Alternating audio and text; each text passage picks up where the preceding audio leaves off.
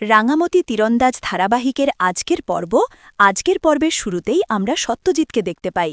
সে পুলিশের অন্য সদস্যদের ফোনে রাঙার ব্যাপারে জানাচ্ছে এবং সংগ্রাম সেনের সংশ্লিষ্টতা নিয়ে সবাইকে সতর্ক করছে।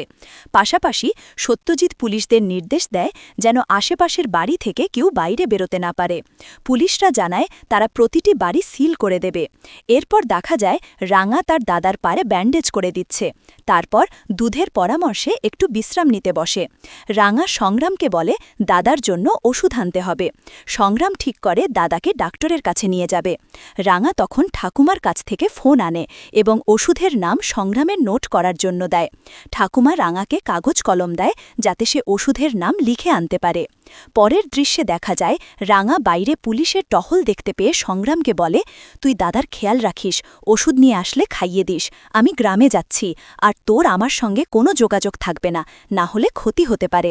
এদিকে বসু কুটিরে দেখা যায় অঙ্কুর আর সভ্য ব্রেকফাস্টের ব্যবস্থা করছে। তখন নবারুণ খুশি হয়ে এসে বলে, বড়দা আপনার জন্য ব্যবস্থা করেছে। সভ্য বলে, আমরা করতেই পারে। অঙ্কুর আশ্বাস দেয়, সব সামলে নেব। এই সময় বৃন্দা এসে ওপরের ঘর পরিষ্কার করতে বলে। সভ্য চিৎকার করে ওঠে। তখন বৃন্দা শান্ত পড়ে বলে, এসব করতেই হবে। ময়না আর সারথিও এসে ঝুঁকি নিয়ে কাজের দিক নির্দেশনা পায়।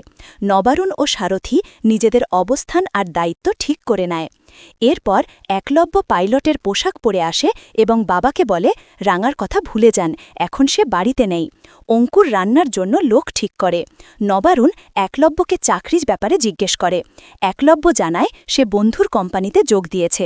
বৃন্দা মনে মনে ভাবে, এখন একলব্যকে তার ইশারাতেই চলতে হবে।